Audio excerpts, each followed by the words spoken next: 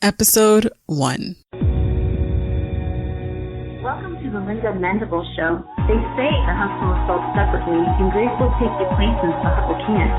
In this podcast, Linda will inspire you to fuel your passions and pursue your purpose, because your biz is more than just a dream.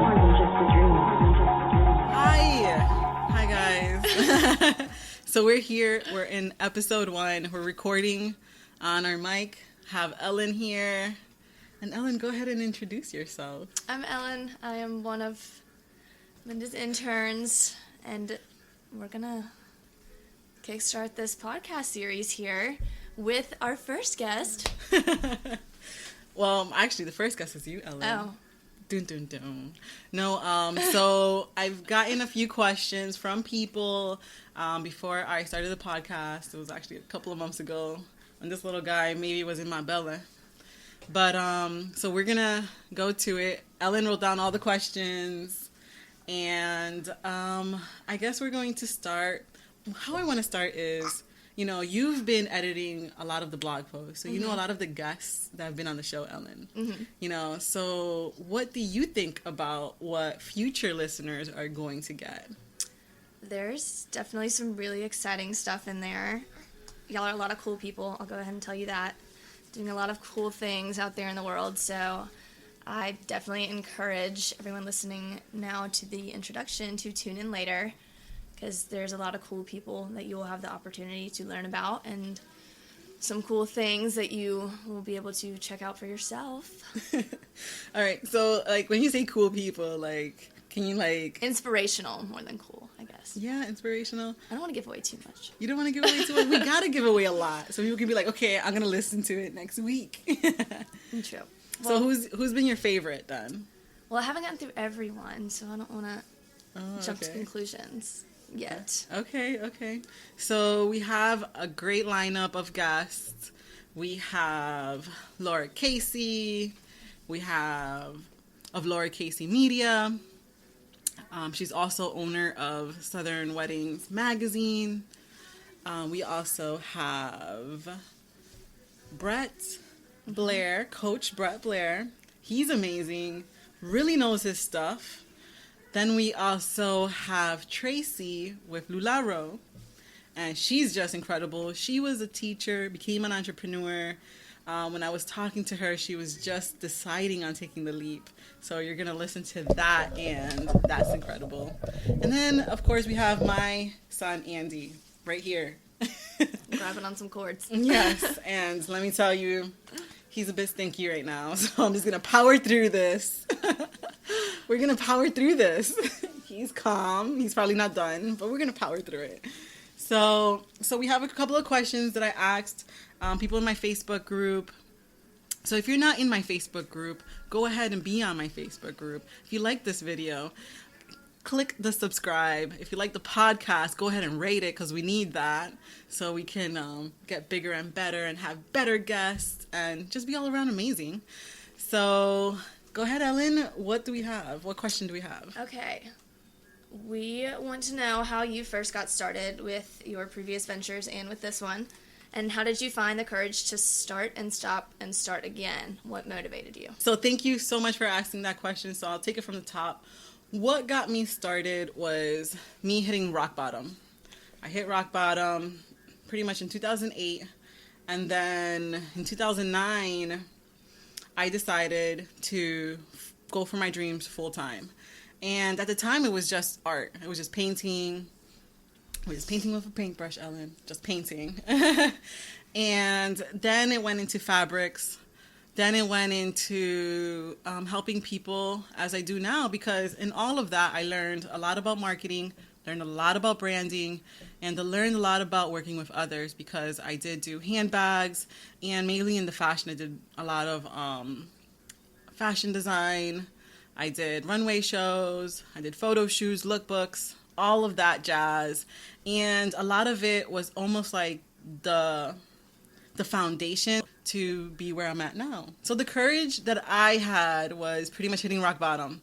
You know what? You hit rock bottom, you get over it. You move on. You get up, right? Mm-hmm. There's no place to go but up. A lot of times people fall down and get embarrassed and they're like, oh my gosh, I can't move on with my life. You know, oh, this is it. Everybody hates me.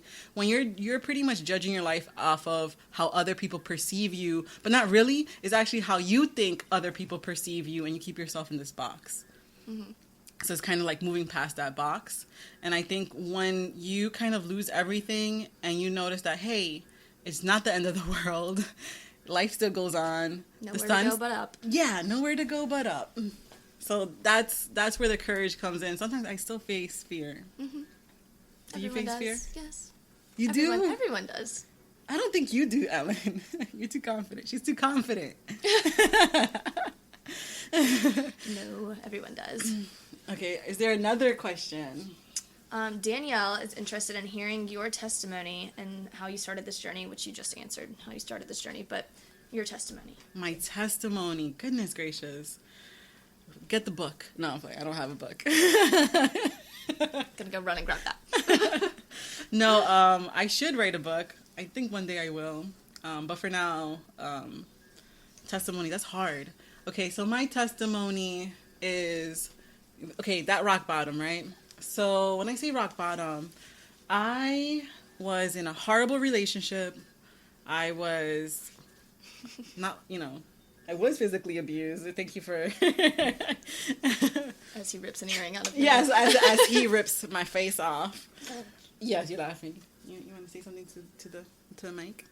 But no, so basically I hit rock bottom. I was in a horrible relationship. Was abused in that horrible relationship. And when it comes to that, there's a lot in it. But in the midst of it, I remember there was one day that I felt like this guy is going to kill me. I felt it in my heart. Like I knew it. I heard a testimony of someone else that they ended up in the hospital before they got away from that abusive relationship. And I was blessed enough to meet Christians along the way that pretty much told me about their testimonies and how God saved them. So along the way, I met a Christian. She was kind of like a little bit of a mentor at the time, like helping me through that tough time. And she told me her testimony. She told me that it took her to go to the hospital to see just the damage that the relationship was causing in her life. And that's when I bought my first Bible. I never had a Bible until that point. And she kind of like helped me. And I was around your age, girl. Maybe 21. 21. She's not there yet, but she will be. She will celebrate. Don't celebrate too hard. I won't. But 21, 22, around that age, a baby. You're not a baby, but kind of a baby. Not like this A baby intern, yes, not that baby. Yes. And, bought my Bible, but I still didn't know how to pretty much give my life to Christ. I didn't understand. It wasn't until I was at a car dealership. Interesting. I know. Tell me more. I sold cars, and that's where I learned the power of sales. And I made my quota, and I learned a lot of stuff with being a car salesperson. And there was this guy that was just all about Jesus. And he was just amazing in his faith. So I approached the guy. I was like, hey, I want to know this Jesus. Because I didn't grow up in the church. I didn't grow up in the church. So I love hearing stories of people that did grow up in the church. And I feel like that's amazing. But anyways, I said, I want to get saved.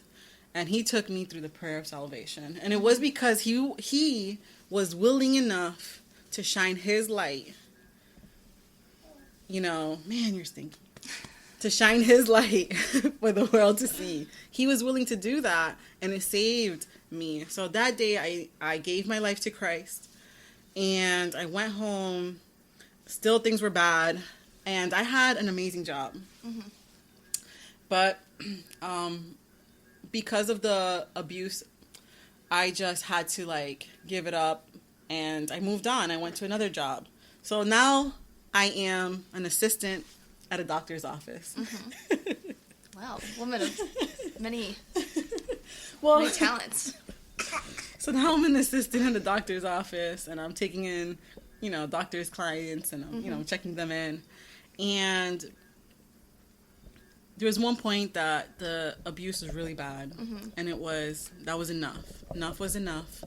And so what I did was I felt it in my heart that I just felt it was just this knowing that, oh my gosh, this guy's going to kill me. And it's not going to be me ending up in the hospital. It will just be me being dead. That's what I felt.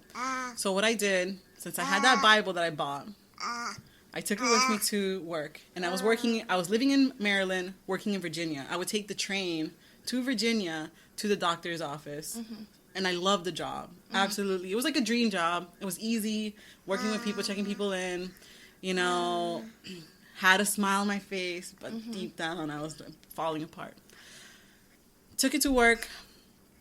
I spent the whole night in Virginia, on the streets of Virginia, asking God to help me because I had enough and I didn't know what to do. And I remember looking in my Bible and I said, God, if this is what you want for me, and I accept it. Whatever you want me to do, I'm going to do because I don't know what to do. And so I went. So then the sun came up. Slept on the street. Yeah, girl. It was that bad. Slept on the street. Man, this is too deep for the first. I think I might cut this off. Oh, man. Let me finish it. Then my dad came, picked me up. I decided to just go with my dad. And the rest is history. I hit rock bottom. That was when I really, really hit rock bottom because the damage was done. And I had to rebuild my life, in a sense. Not only, I had to rebuild myself, my self-confidence, my identity, but thankfully, God was there. And Jesus absolutely saved me because I remember I was having nightmares after leaving. And it was just a very, very tough period. And I had a dream of Jesus. And after that, my life turned around in an instant. So I don't know if we're going to do this portion. We might not. It's so deep. Yeah. Well, God told you that wasn't what he wanted for your life, and this is what he wanted. Yeah, and so after hitting that rock bottom, that's when I decided, no more doing what other people want from me. No more, trying to live other people's life for me. But I'm going to go ahead and pursue the talents that God has given me and do what God wants me to do. And then I met my husband, and the rest is history, guys. Beautiful. So any other questions? All right, we're going to take a sharp turn here. Yeah. Shannon asked, what are the 5 basic things every business owner should have when marketing their business? You know what? I should have prepped for this. So, guys, I did not prep for this, and I forgot totally. Do you have? Okay, no, I was just saying, this is going to help you. Well, you know Once what? you've listed things off, I will count down with my fingers. Okay, perfect. So the 5 basic things every business owner. Okay, 5 basic things every business owner needs to market their business? Yes. Okay. Should have when marketing their business. Okay. So 1, know your message. That is so important. Know who you're for. That's 2. Know who it is that you're for, who you're catering to. 3, how you want to deliver that message, whether it's through your products, services, how have you. 4, know your market. Know what it is that people want from you. Know what it is that can better help your market. So while knowing them, to better help them. And the last one is social media. I was going to say, social media technology's got to be somewhere there. Yeah. Then after you get all the core, right? Then you can do social media and technology and all that good stuff. And that's when you will soar. That definitely makes it so much easier these days. Yes. I mean, case study, Justin Bieber. He started from YouTube. He knew his message. We were talking about Justin Bieber. His target market was some teenage girls, I guess. Yes. Okay. Sydney wants to know, is there a way to market that's more inviting and less harassing? I hear so many people complain that they felt more harassed than invited. That's the whole question? Yes. Okay, let me Basically, is there a way to market that is more inviting and less harassing? Oh, yes. Okay. There's two types of marketing, right? There's authentic marketing, which I love. And there's that salesy marketing, right? That like, oh, you better buy this now. That car salesman tactic, right? Yeah. The sleazy we'll car give you something salesman. for free if you buy this. Or like plus an extra fee and some shipping and handling. So, yes, there is a way to be more inviting. And I feel that, like, I'm glad you asked that Shannon was the first question, because when you get your message right and you know who you're for and you know your market, you know your product and the way that you're delivering it, then you can pretty much create a story. You see, people love stories. Look at us. Look at how we do. We watch movies. We listen to podcasts about other people's lives and about what they're doing. Whether it's fact or fiction, we get enamored by stories. Jesus started with stories, with parables, to basically make his point and his vision across to his audience. And just the power of storytelling is the secret to your success, the secret to marketing, the secret to branding, is understanding your story and how to deliver that story, bringing people into your story. So that's what I'm about. That's what I do. That's what I believe that we here at Linda Mendible are good at, is bringing people into your story. So every time we do a project or every time that we do a podcast, we're bringing you guys into our story. We want you guys to be following along and be invested, because once you're invested, then you're kind of either cheering us on, right, as either heroes, or you're kind of like booing the naysayers, right, because they're the evil. They're like, oh, don't listen to those haters. Keep going. So we're bringing you into the story. And I heard a great episode on TED Talks about the hero story and basically how Star Wars became really big. It was basically on this notion on how the hero is made and going through that process. I'll put a link about that because it's incredible and it's pretty much the truth. Like, there are certain stages that a hero goes through that you'll take a whole story and what makes it successful. And that's what Luke Skywalker went through. And that's what the creator of Star Wars pretty much did it through. And he even admits it. In one of his, just hear the TED Talks. I'll have the link. We'll put a link. We'll put a link. So, is that all of the... That's the only questions that we have. Okay, I kind of like answering. So does he, apparently. Obviously. You're singing. So we have a singer. He's going to sing. Go ahead, Papa. Do I need to put on the song for you? Yes. The Moana. Moana. I don't know how you say it. You don't have it? Yeah, no, I said I don't know how you say it. I can find it. I say Mona. I'm like, yes, it's Moana. I forgot. This is a nice uplifting song to end the podcast off with. It is. We should dance. We should do a dance. I can't dance. That might scare away. You might wiggle. That might scare away your watchers on YouTube. Do a wiggle. Thank you so much for tuning in. Thank you for checking out this podcast. Please subscribe. Also, leave a review. Share it with your friends if you had it fun. If you liked it, please, let's make it a success. And tune in next week. Are you in the Raleigh, North Carolina area or Durham, North Carolina? Please check us out at lindamendible.com/workshop.